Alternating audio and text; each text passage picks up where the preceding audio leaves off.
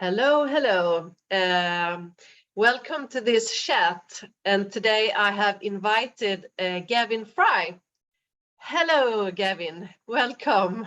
It's a pleasure to be with you through the wires from the United States to your country. Yeah, because you're coming from United States and Seattle.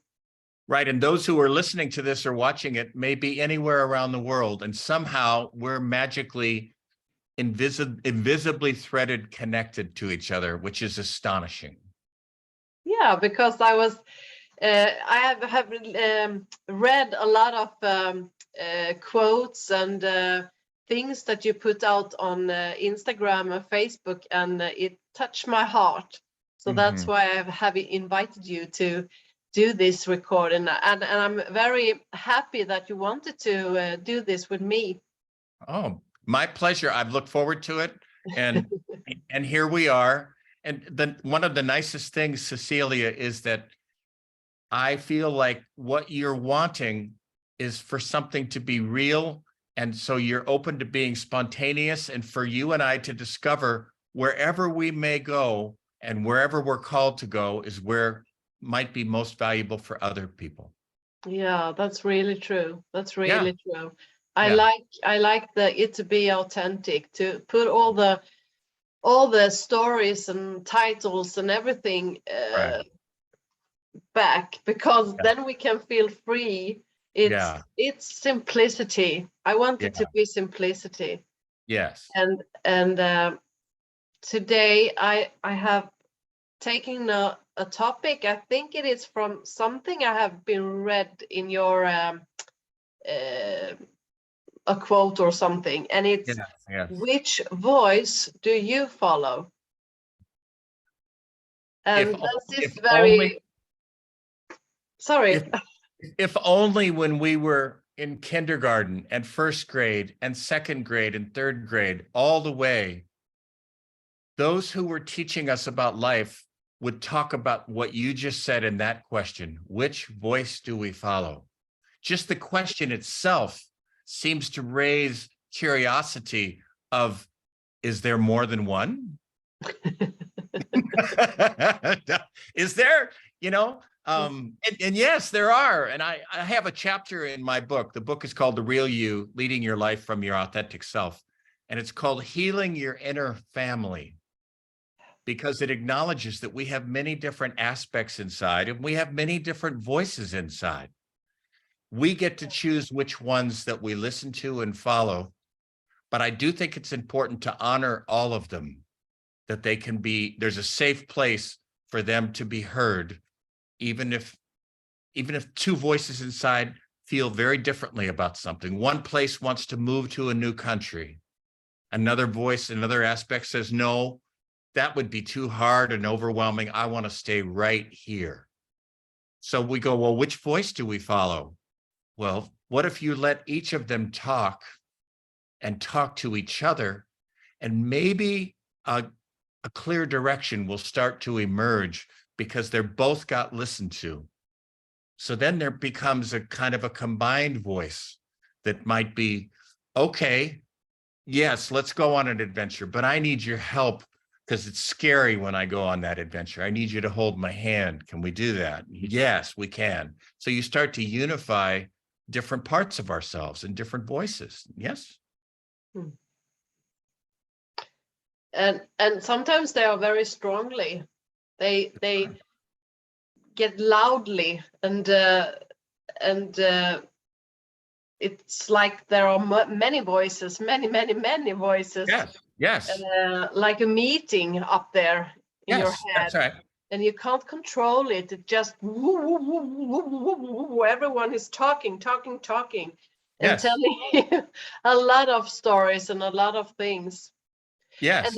And then also you have this, you are a mother, you are a nurse, you are everything you think you are. Right. All those roles. Also, yeah. Also some voices telling you, if you are a nurse, you must be like this, or you are a mother, you must be a father, whatever you are, you you must be like this. Right, right. So you're right. There's a lot of opposites and differences amongst the different voices. They each have their own consciousness. They each have their own demands or their own feeling. So it does seem to me, Cecilia, because I say that my book is about the real you, leading your life from your authentic self. And you say, which voice do you follow? The you is kind of like there's some place in the center that is aware of all of these voices and these presences. And it's our responsibility to create a safe place for all of that. And it can be overwhelming, but then we get to choose how we proceed. We get to choose which voice do you follow. That's our responsibility. And I do think it's like a dance. I think it's an art form we can get better and better at. I mean, I used to feel for years unworthy. I didn't love myself. So I didn't know the voice of self-love, but I of course cultivated it. And so it is fascinating that we have parts of us that are deeply authentic, call it the soul, call it the authentic self, call it divine, call of it, like Abraham Lincoln called it, the better angels of our nature. But we also have other voices that come from different places and trauma, and it can feel overwhelming. But here's the good news. Once we start touching into the deeper self, the authentic self, that's unique to us, and we start to listen to that voice and follow it, something really incredible happens where we go, oh, this feels good. This feels like this is me. This is on track. This is fantastic. So there's a self-reinforcing, because what's authentic is also what's natural and what works. It's not just another voice, it's a central voice. And like you say, the sense of feeling more simplicity or more clear, it's a lot about the feeling, how it feels to listen to what's inside of me, what's resonate with me. Right.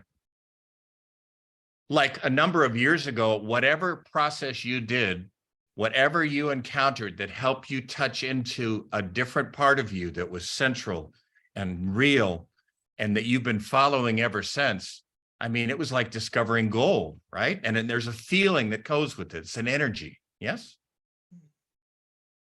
And I really seen how it, the difference between, because I've gone through my life in other what do you call it? You follow. You are a follower of others all the time. Other people know what's right for you, and I haven't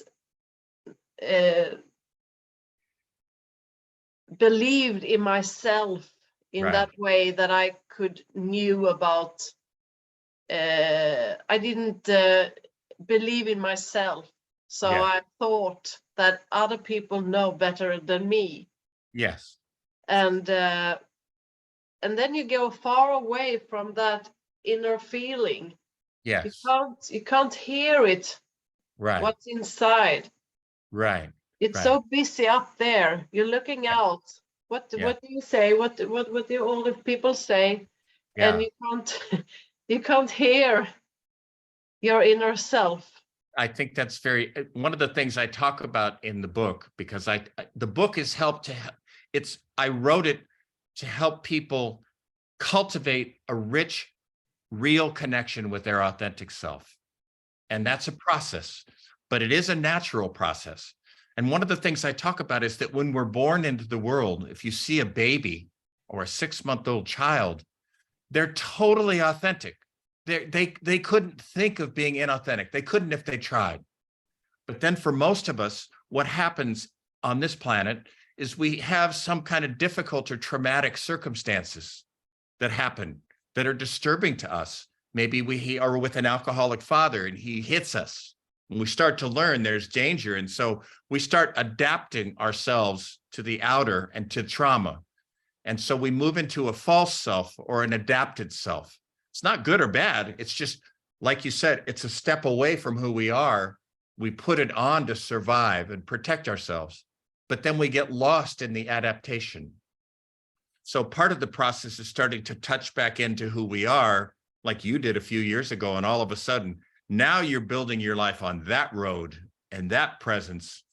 And, that's a happy day, because, and I find that everybody does that in their own way. There's not one right way to do it. There's not one right religious or spiritual path or teaching or spiritual practice. We get to find it, what works for us. And it'd be different for me than it is for you. And that's okay. Yeah. But you do have to know that it is a inside journey.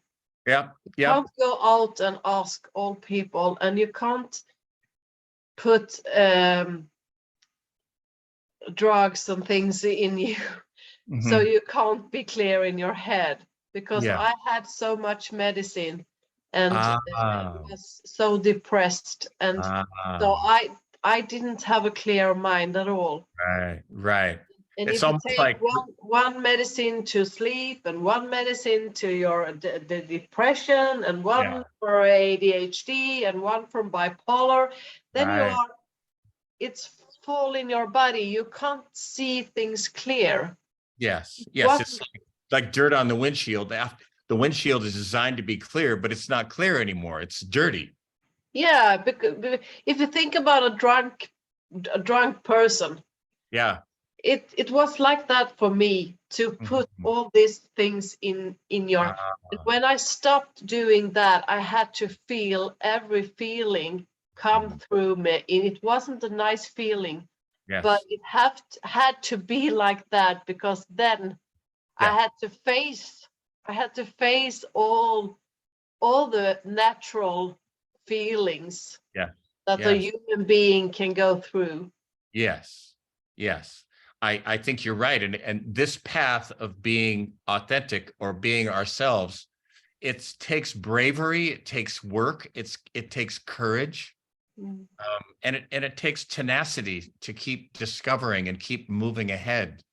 But it is a nice thing to know, like, wow, like whatever you did a few years ago where you made a leap forward, maybe you stopped using a lot of drugs, maybe you did other things, and all of a sudden, you know how you take off from an airplane and you're in the clouds and all you can see is the airplane and its wings. You can't see anything. But then at a certain point, it comes above the clouds and there's all this vista of sky, and you go, oh my gosh. And that was there the whole time. We just couldn't see it. I think this process of healing and awakening is like that. All of a sudden we come around the corner and we discover gold, and we go, whoa. And the beautiful thing is, it's not like the gold is, I'm going to follow this person. The gold is us. It's us. Thank God. I mean, there's just what do they call, a pearl of great price inside of us. And it is astonishing to me that most people don't know it. They don't know it. No. But I also, you must have all feelings, even if I know how a good feeling feels. Yes, that's true. Feelings, it goes up and down, like I always say, up and down, up and down. Yeah. And if you turn off towards the bad feelings, it turns off towards the good feelings. You have to be open to everything, right? Yeah. But it comes natural. It's not something I don't walk from it. I'm going through it. Yes. So it's a natural being. And that's a big difference to always go out and ask everyone else how to live. Yes. Far from who you are. Yes. And what I'm hearing you describe now is the importance of having a safe place that welcomes all of your experience, no matter what it is. It's safe inside of you, so that if you happen to feel devastated by something, you can let yourself be with that and let it move through, almost like a weather front, like a storm moves through. It does move through if we just allow ourselves to experience it. Yeah. And that we always got these thoughts, and we think a lot of thoughts all the time. We can't put that away. We can just know that now we have this kind of thoughts, and we feel it. Yeah, yeah, yeah. You know, one of the things that makes me think about, Cecilia, is what is that depth inside of us that we're trying to get to? Most people live superficial lives. Now we're talking about deeper. And so the deeper you're describing is the feeling, but I'd also say the deeper is the divinity that has its own roots that we get to have available to us. So we've got a divine, kind of like a pure octave in music, and then we have these feelings, and then we have thoughts, and then we have our body. But so what I like to talk about, rather than using a lot of big words like spirituality, is depth. I like to support people living more deeply. Yeah. And trusting from living from their roots from deep inside out. And I'm curious, Gavin, how did you come to this point in life? Well, my first 10 years, Cecilia, and I write this in the book, they were extraordinary. I felt loved. I felt supported. I liked school. I played baseball. I was started to see that I was a leader. It was quite remarkable. But when I was 10, I had an older sister who was 7 years older. So when I was 10, she was 17. She started 15 years of being a heroin addict. And she was just quite destructive and fortunate to stay alive. My brother, who was 5 years older than me, so when I was 10, he was 15, he started a life of crime in a very serious way. He started burglary and then kidnapping, and then he started killing. He became the leader of a white supremacist, racist gang in the prisons. And during his life, he killed a lot of people. So I'm 10 while all of that starts shaking out, which was talk about clouds and thunder and lightning. It was very dark time for about 7 or 8 years. I was just holding on for dear life.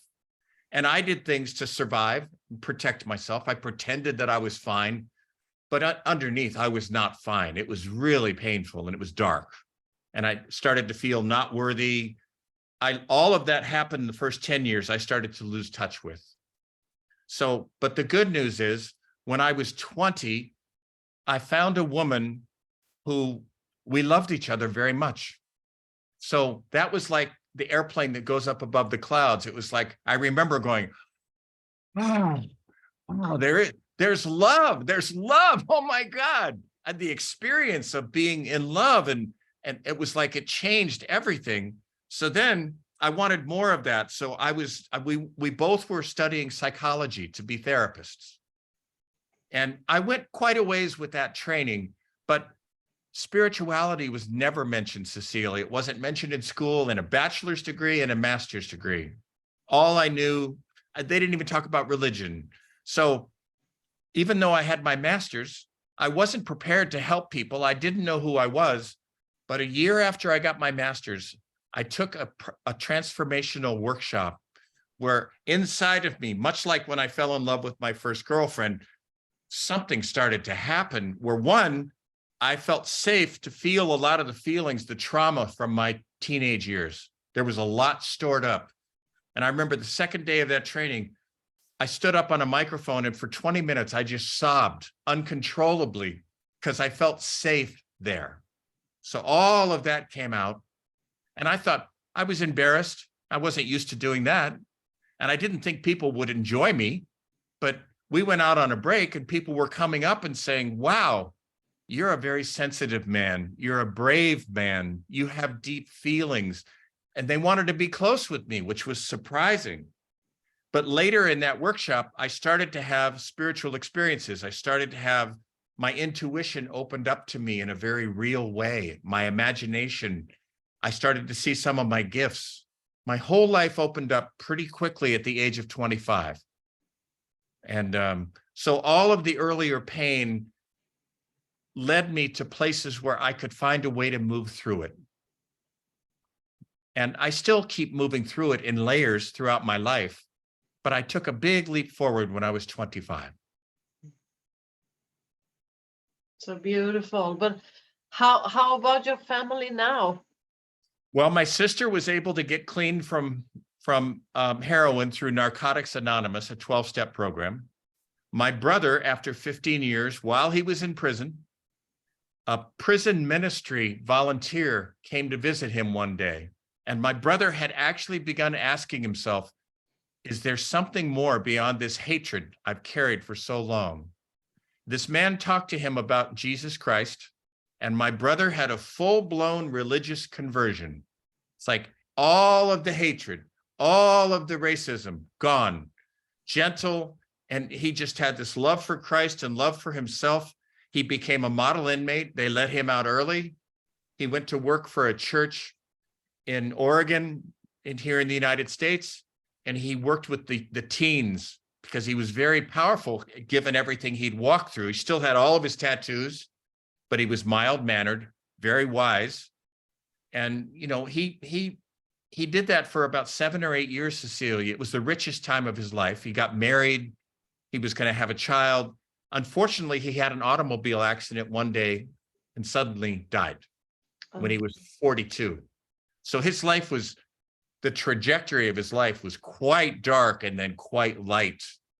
And I talk about him a lot in the book because he highlights, you know, the false self and the authentic self, and where, you know, obviously he got lost. I mean, look what he got lost in. And I have some good ideas of how that might have happened for him. But thankfully, you know, he opened wide about the same time when I had my opening. I think about fear. You're talking about my brother? Yeah. Yeah, there's a couple pieces of his historical information. He and my sister had a different father. And that father physically and emotionally abused them pretty extremely. And then that man died. My mom married my dad, and then they had me. So I didn't have that abuse. No. So it was quite extreme. So he had violence visited upon him. And then also when he first went into prison when he was 17, youth authority, he was gang raped by a group of black men in the black gang, which just really, I can't even imagine what that would be like.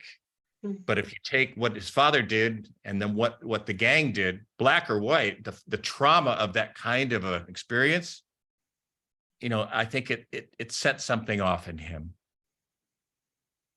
Yeah, and a lot of people have a lot of fear.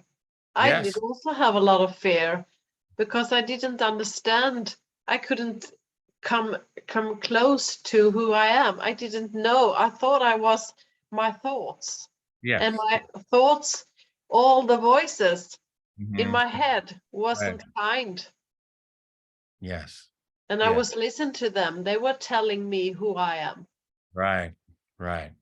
And you didn't know any better but to believe them because that's they you know, what do they say?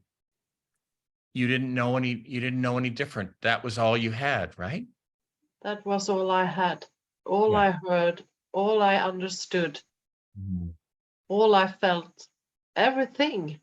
Yeah. I couldn't see what I'm seeing now, and I can see that it flows all the time. I see new things coming through me, and it's like a flower. It opens up more and more and more, Yes. and I agree.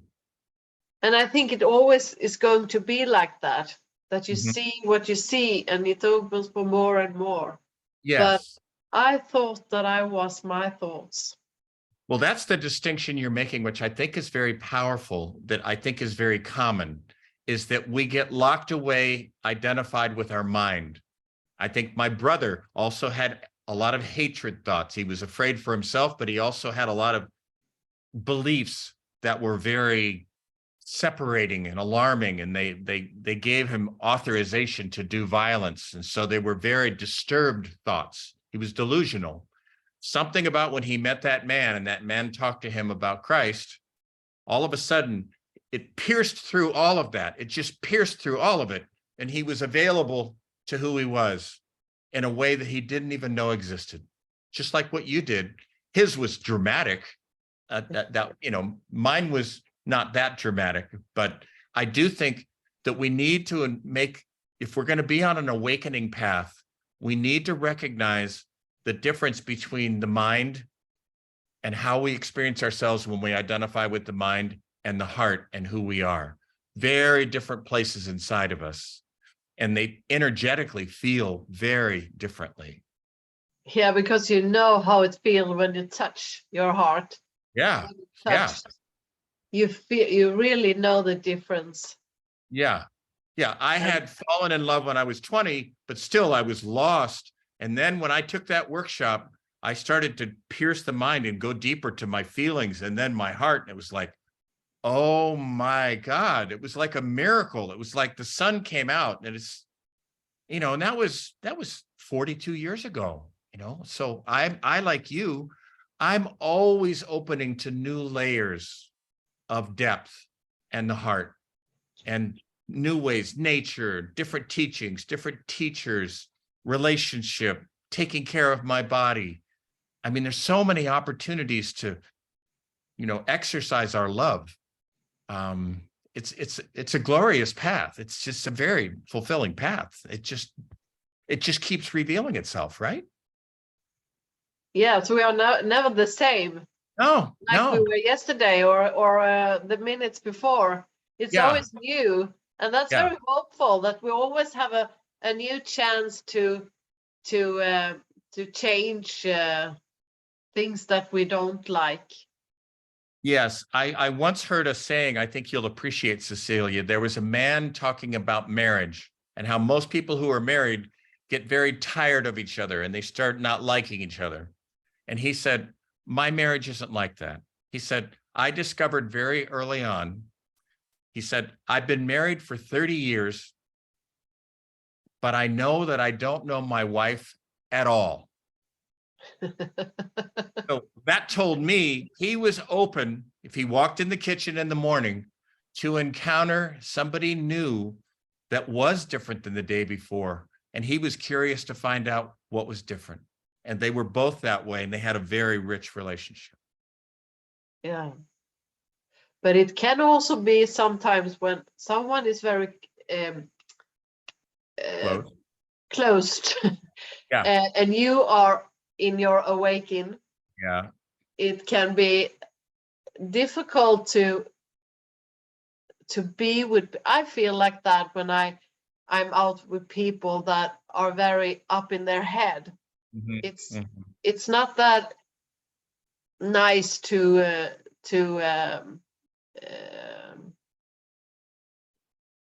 be together when they are so caught up in the thoughts and the beliefs. Right. Yes, I'm with you. There's just, and there are marriages where one partner opens up, and then the other partner is not interested in that, and then they choose not to be together. And oftentimes that actually works better for both of them. Mm. It's not right or wrong. It's just called what works.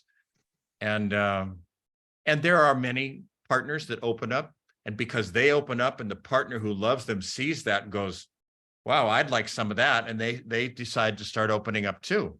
Then they can both live a life that involves becoming brand new again and again. Yeah, and it's like what we said before, you see what you see.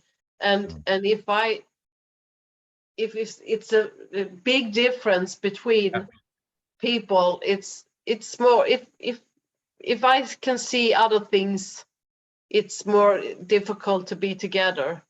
Yes. I've done a lot of marriage and couple counseling for 40 years. It's something I'm very passionate about. I love it.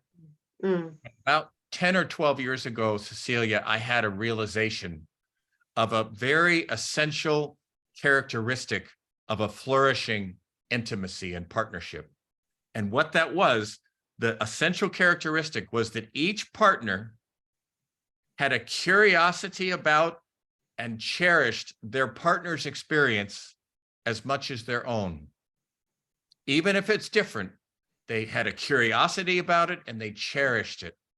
Because many couples get into this trap of thinking there's just one reality and arguing about reality.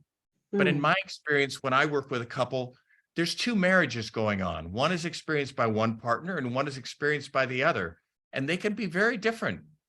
And so to be in a relationship where you have someone who says, I want to know about you. I want to know what you experienced. You could go drive home from a party and one partner might say, that was the most glorious party. I talked with 3 people. It was one of the highlights of my year. The other partner hears all that and goes, wow, well, let me tell you about my experience. I was so uncomfortable from the very beginning. I felt like I was insecure. I felt like a little child, and I kind of sat off by myself, and it was hard for me. The party was really hard. So if both of them can make room for each other's experience, to me, that's intimacy. Yeah, and it really looks like that. I have been at work and the other person have told that, oh, it's chaos here. Right. And I just, what is it? and it's really separate realities. Yes, it is. It is. And it's part of the way we get trapped into the mind is arguing about what reality is. But, you know, if you're with somebody who really honors you and wants to hear you, one of the biggest influences on my development as a counselor was Dr. Carl Rogers. Have you heard of him? Yeah. He had person-centered therapy. And his experience was, if you're with someone, a client, and you create the right environment where it's safe and accepting and affirming of whatever they're experiencing, they will grow naturally, automatically. You don't have to tell them which way to grow. You don't have to be afraid. It's the conditions that, like a garden, that create fruits and vegetables. If you have all the right ingredients, it happens. And to see the health, the wellness in other. Yeah, to see the essence of someone and have that be primary. Yeah. Because it doesn't look like that out in the community. People talking all the time about you having diagnosis and things. Right. So you must change, and you must go to a doctor, and you must have this medicine, and you must change, and then you go lost like I did, and I had enough, and when I had enough with everything, because nothing helped me. So when I had enough, I just came to that point when I saw that this is not who it is, what it is. Yeah. You know, in my getting to know you, Cecilia, you have a childlike quality about you that is powerful and innocent and playful and curious that I can experience through your face, through your eyes, through your voice. It's a wonderful, timeless, it's like your essence. It's not all of your essence, but it's just so, and so I'm imagining how you being lost for all those years, and then all of a sudden you broke through, how the child inside of you must have just went, oh, yes, oh my God, yes. Yeah, not in the beginning. In the beginning, I was very confused, but now I can see that, oh my God, how lost we get when we think that we are unhealthy and something is, we are broken or something. That's right. We go lost, and all this medicine that we don't need. Mm-hmm. And now I can see that it was a misunderstanding, and that's the only why I do this. These recordings, because I just want to give hope to people to see that I have misunderstood life. Right.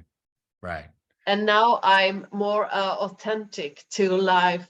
I have all feelings. I do get sad and angry and everything. Me too. Me too. Yeah, I used to think that the more I was on an awake path or a spiritual path, that I would be happy all the time. And then I discovered, no, it's not like that. If anything, I've become, the further I go along, even more vulnerable, because it's, again, the way I see it, depth. And so, and I discovered something in writing my book that I didn't know before I wrote it, because I just finished it in December. It took me 2 years. So I knew about the authentic self, but I wasn't as clear about the false self or the adapted self. What you're talking about, what you got lost in, what people get lost in, their mind, could be their emotions.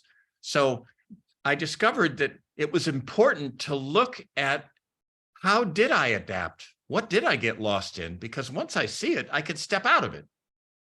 And one thing I discovered that was very important about the adapted self is the false self or adapted self is noble. It's designed to protect us. It was doing the best that it could, but it also was lost. So the essential thing is you identify, as each person identifies, well, what trauma did I have? What did I get lost in? What misunderstandings do I have? Is to love the false self or the adapted self. It needs love. It didn't get love. It needs to be loved.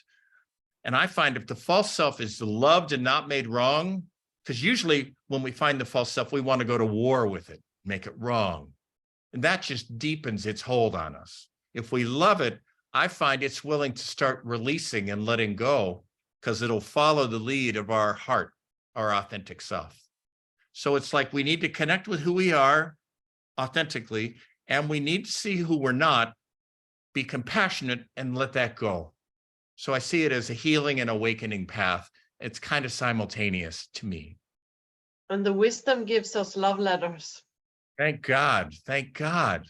So we know that now I need to wake up, to understand that this is my false self and not my true self.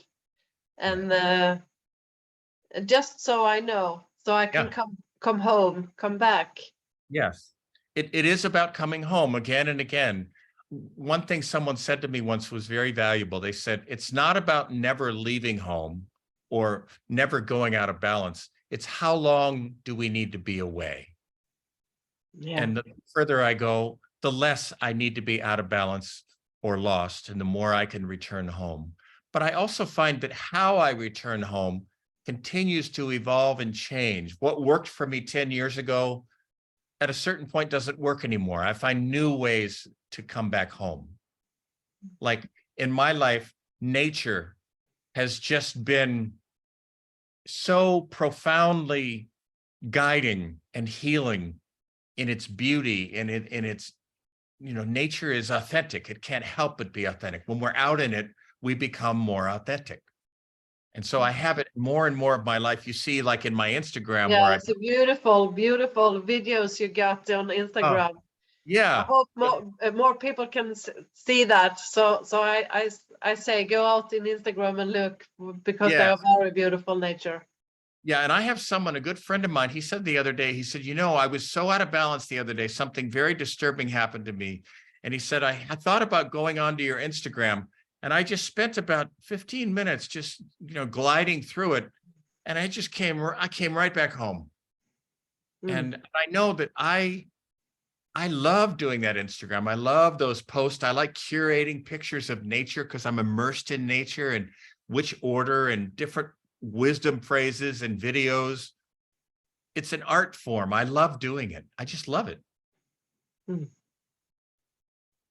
I stayed away from social media my entire life until about 1.5 years ago, because I found it too overwhelming. And I thought Facebook, I'd have to listen to everybody talk about how happy they were about what they had for lunch. And I thought, no.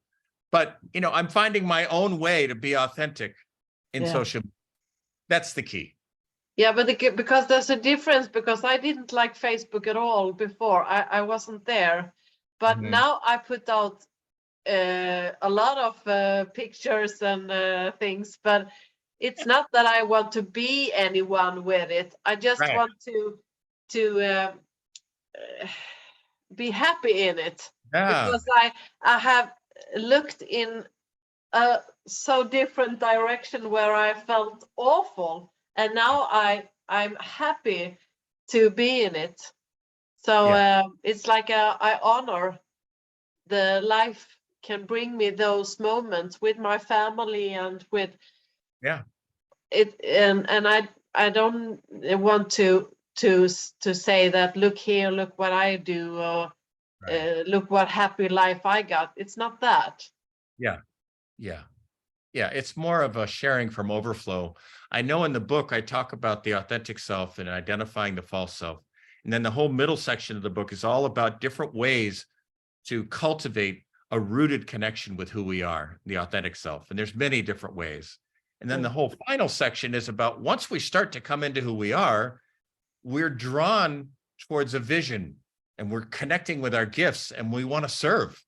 So what I hear you describe that you're realizing is, I just want to be in overflow, because I spent enough of my life in underflow. But I remember how I felt when I looked at Facebook before, and I was very irritated, and I was, what do you say? I wanted to have it like the others. They have a happy life. My life is awful. They have a happy life. Oh, fun for them. But and that's very common. And you know, a lot with teenage mental health and social media these days, the nature of social media can feed that way, where teens compare themselves negatively. And it's such a disservice. And then they get depressed, and then they want to commit suicide. So I think an orientation like we're talking about now, about how to approach social media in a healthy, nourishing way, it's important for people to learn how to do that.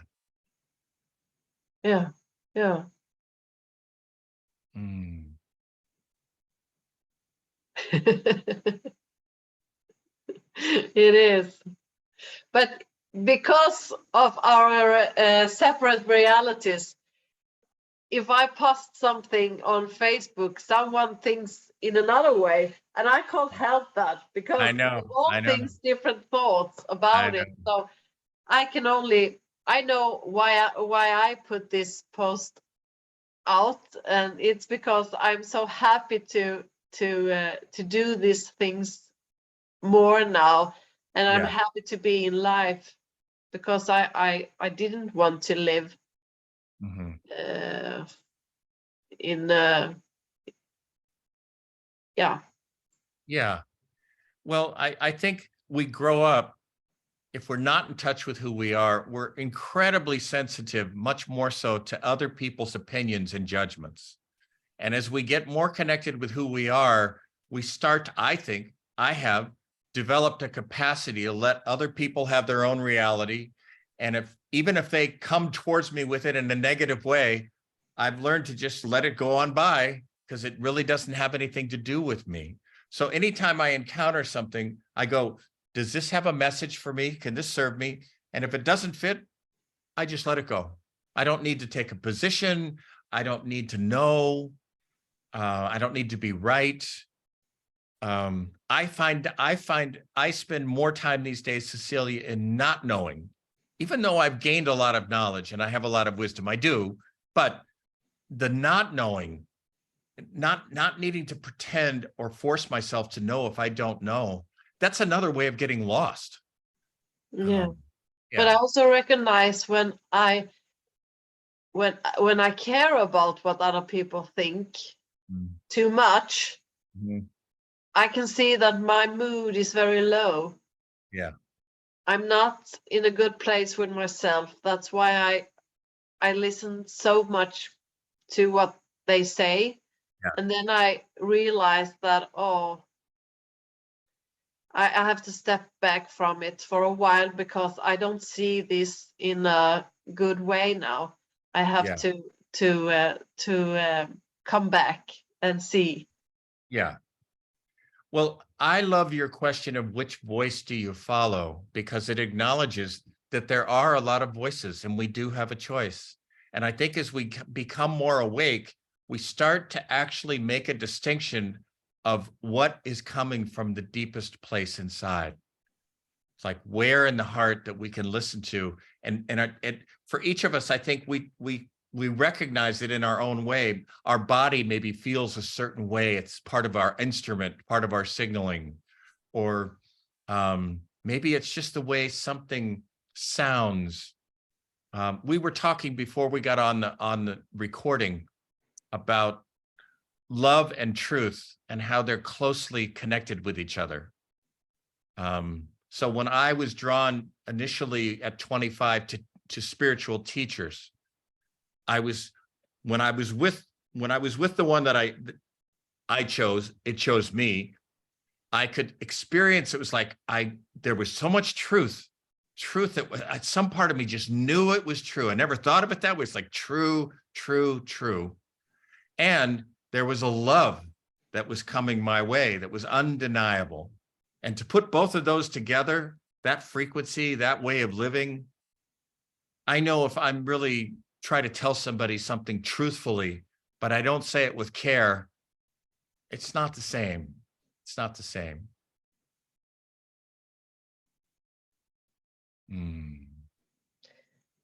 So you know when you look at the feeling. Yeah. How it touches you, how it feels. You know, it's funny, you've said that a number of times, and I can tell, it seems to me, that that's your glory, glory, hallelujah, right? It's like there is a way to make a distinction about the feeling, right? Now, my language over here as Gavin, and I don't think it's the United States versus your country, I think of it as energy. Someone told me once energy is emotion, emotions are energy and motion. So there's like a frequency or a resonance that I feel, like what you and I have with each other and what you've found through my social media. It's like the energy, it's like, oh, I like that energy.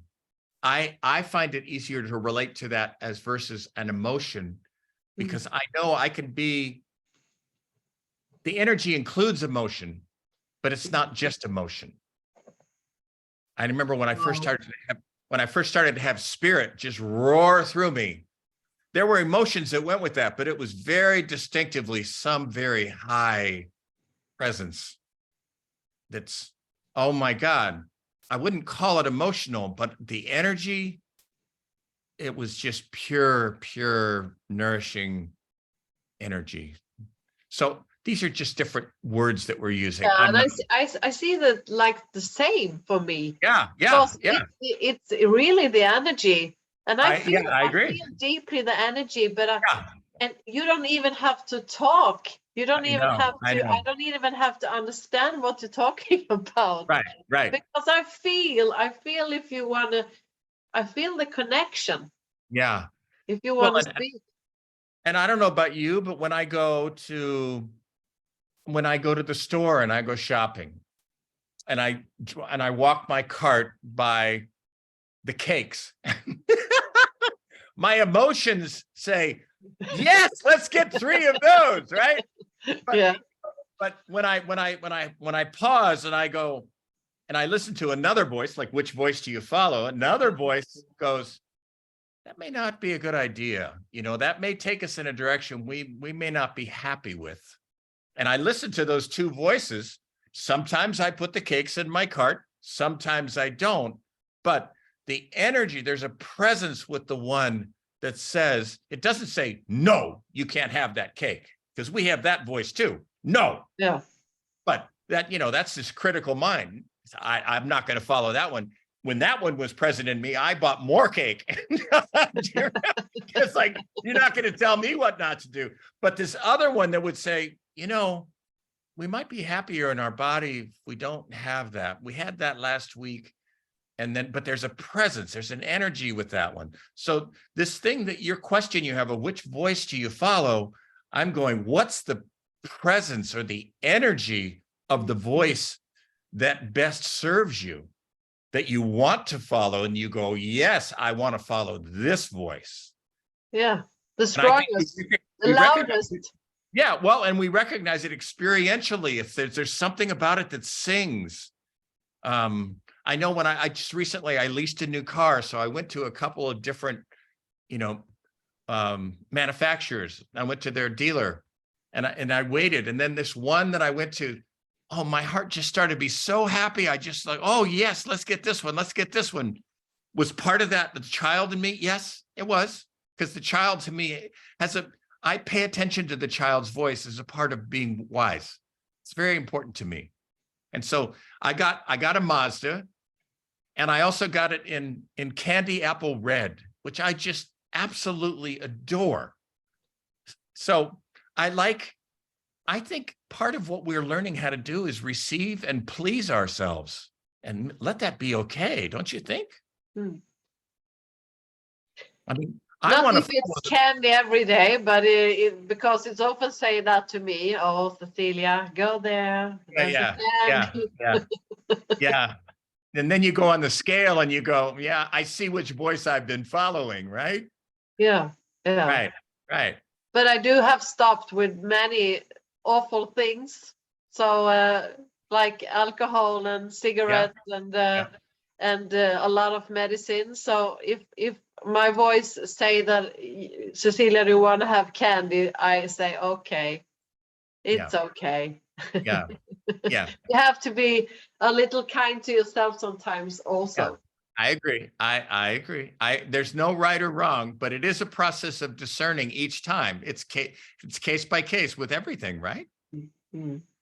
Mm.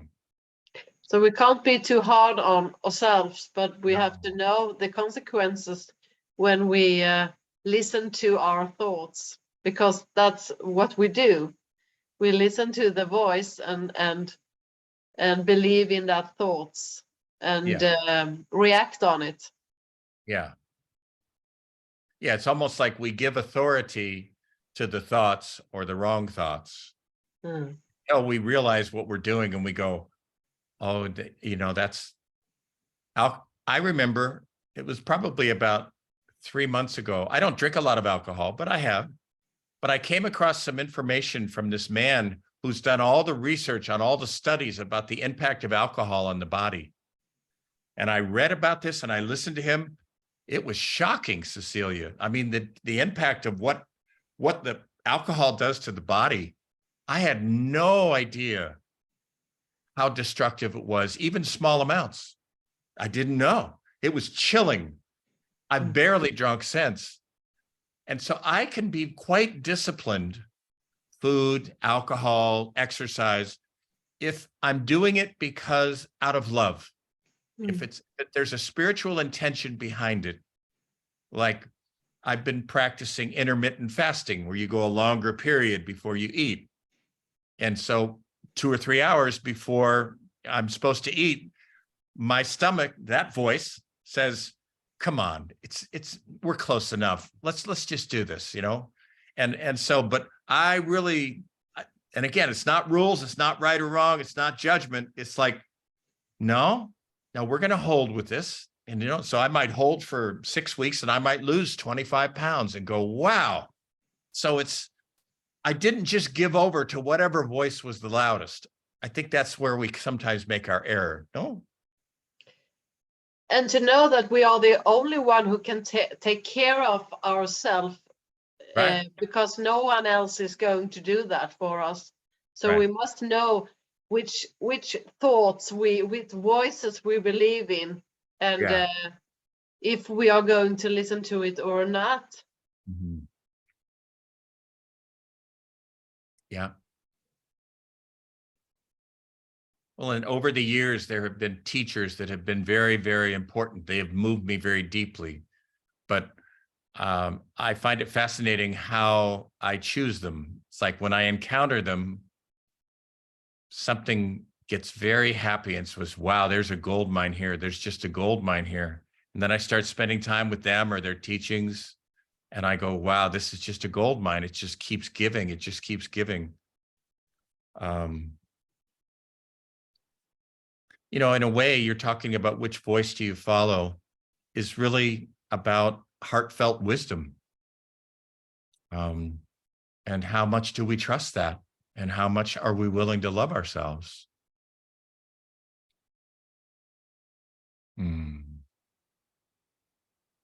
You're very dear when you get quiet.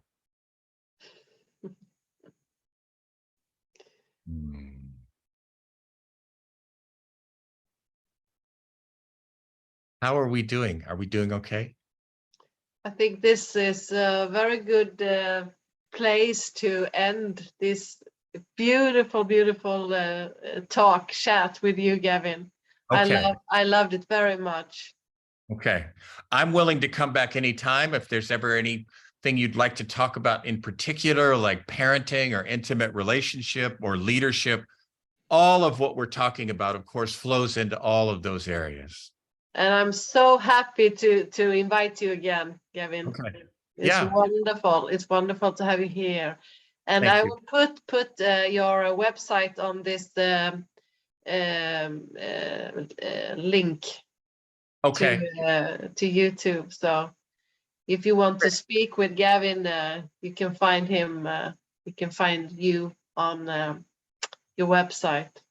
Right. And the thing you talked about that you enjoy, the Instagram, it's my Instagram address is at Gavin James Frye, GavinJamesFrye. Yeah. Look there, You, because Cecilia. it's very nice videos with the name. Thank you for honoring me and loving me and us having some, joyful, uplifting time together, just being present. Yeah. Thank you very much. Yeah. Okay. Bye, Gavin. Bye.